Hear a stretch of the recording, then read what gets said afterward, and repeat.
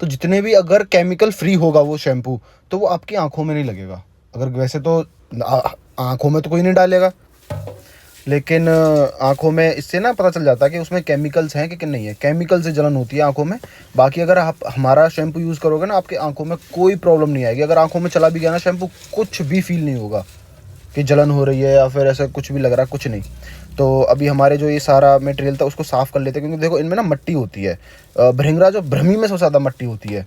बाकी आइटम्स तो फिर भी थोड़े बहुत साफ़ होते हैं, लेकिन ये दो चीज़ है ना, घास का मटेरियल है, समझ रहे हो। तो इनको ना, इनकी जड़ें जो होती है इनमें मट्टी लगी हुई होती है, तो इनको साफ़ करना बहुत ज़रूरी है। लोग नहीं करते, उसका पाउडर की फॉर्म में करके और उसी को ही ऐसे यूज़ करते रहते हैं। कौन करेगा इतनी मेहनत। सबसे इम्पोर्टेंट चीज़ ये है, मेहनत बहुत है ना, तो उससे बचने के लिए लोग नहीं करते।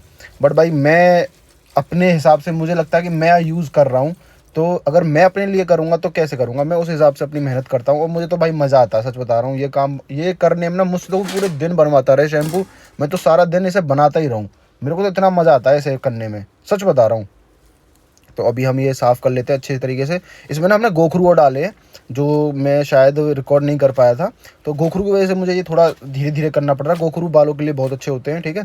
मैं चीज़ें ऐड ऑन करता जा रहा हूँ धीरे धीरे, ठीक है। क्योंकि जैसे जैसे और थोड़ा थोड़ा हम जान रहे हैं, थोड़ा थोड़ा सीख रहे हैं और थोड़ी थोड़ी चीज़ें ऐड कर रहे हैं, ठीक है। तो गोखरू ना, थोड़े मैंने गलती ये कर दी कि गोखरू मैंने पाउडर नहीं यूज़ किया, डायरेक्ट यूज़ किए, तो वो चुभते हैं। उस हिसाब से मुझे आराम से करना पड़ रहा है थोड़ा, ठीक है। अगली नेक्स्ट टाइम से मैं गोखरू का पाउडर यूज़ करूँगा।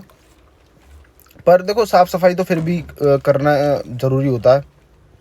सारी चीज़ें देखो कितनी गंदगी निकली है ये। और ये जो काला पानी हो गया ना, ये नगरमोथा की वजह से हुआ। ये मत समझना कि ये गंदगी है नहीं, ये काला पानी जो हुआ है नगरमोथा बहुत जल्दी काला रंग छोड़ता है नगरमोथा, ठीक है ना, तो उस वजह से हुआ है। पर फिर भी मट्टी बहुत निकलती है, मट्टी सच में बहुत निकलेगी। अभी देखना आप, मैं दिखाऊंगा आपको, मट्टी बहुत निकलती है इसमें। तो अगर आप लोग घर पे खुद से बना रहे हैं ना ये चीज़ें, तो भृंगराज और ब्रह्मी को तो भाई एक बार को आप रीठा वगैरह इनको मत धोना, चलो चल जाएगा।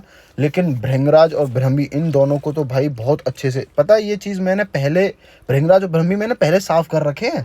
घास को मैंने साफ़ कर रखा, उसमें से जड़ों में से मट्टी निकाल निकाल के, झाड़ झाड़ के, सुखा के, उसके बाद भी साफ़ करना पड़ता है। ये देखो कितनी गंदगी निकली है इसमें से। अभी इसमें अभी आप देखना, नीचे थोड़े बहुत गोखरू वगैरह रह जाएंगे और मट्टी में आपको दिखाऊंगा। ये देखो, ये देख रहे हो कितनी गंदगी है। ये देखो, ये मैं गोखरू निकाल लेता हूँ उसमें से, बाकी मट्टी देखो आप। तो ये जो चीज़ है ना, ये आपको थोड़ा ध्यान रखना पड़ेगा। अगर आप ऐसी डायरेक्ट देखो, लोग बना रहे हैं वो डायरेक्ट इसी को यूज़ कर देते हैं। देखो नुकसान तो मट्टी है भाई, जाएगी सर में तो वो अलग चीज़ है, अलग हिसाब है, लेकिन फ़ायदा भी है क्योंकि हर्ब्स है, ठीक है। लेकिन फिर भी साफ़ सफाई करके करोगे तो क्या नुकसान जा रहा है भाई। थोड़ा पैसे ले रहे हो, चीज़ें काम कर रहे हो, तो उस हिसाब से थोड़ा साफ़ सफाई करो, ठीक है। तो अभी हम ये साफ़ सफाई कर लेते हैं थोड़ा, और अब हम आगे प्रोसेस करते हैं इसकी, क्योंकि देखो सारा काम मुझे ही करना पड़ता है। तो भाई ये वीडियो थोड़ी लंबी होगी, क्योंकि सारी चीज़ें कर करके धीरे धीरे मैं आगे करता रहता हूँ चीज़ें खुद से ही। अब इसको हम डाल देते हैं सब चीज़ों को। अब इसमें हमारा हो गया आंवला, रीठा, शिकाकाई और नगरमोथा, गोखरू हो गए, ठीक है, और भृंगराज हो गया, ब्रह्मी हो गया। अभी हम इसमें डालेंगे शनाया के पत्ते का पाउडर, मोरिंगा पाउडर, बहुत सारी चीज़ें। अभी तो यार बहुत कुछ बच रहा है, लिस्ट बहुत लंबी है। चलो इनको साफ़ सफाई करके अब जल्दी से हम इसका करते हैं स्टार्ट। इसमें पानी डालते हैं, और पानी देखो, पानी ना ज़्यादा ट्राई करना कि पानी आप ये लो, आरओ पानी लो, ठीक है ना। ये वैसा पानी ना लो आप, समर वाला पानी जो होता है ना, ये पानी यूज़ ना करना इसमें, क्योंकि ये पानी इसको ना मतलब इसमें मिनरल्स वगैरह होते हैं जो कि इसकी शेल्फ़ लाइफ को बहुत ख़राब करते हैं। तो आप यूज़ करो कि आप वैसा पानी यूज़ करो, फ़िल्टर्ड पानी यूज़ करो, ठीक है।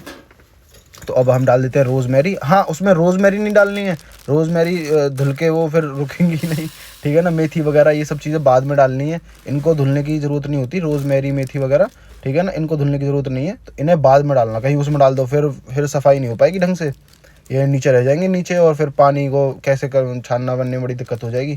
तो ये सब चीज़ें अलग अलग डालनी है। मेथी भी हम लगभग 100 ग्राम लेंगे, और रोज़मेरी 50 ग्राम ही है, हाँ। और अभी डाल देते हैं इनको भी, मेथी भी हो गया, मेथी ज़्यादा हो गया थोड़ा, इसको कम कर देते हैं।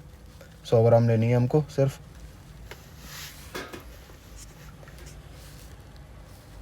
अरे हो जा भाई, ज़्यादा हो गई ना, वो थोड़ा बातों में लग जाते हैं ना, तो इस वजह से काम भी करना पड़ता है। चलो हो तो गई, अब इसको भी डालते हैं।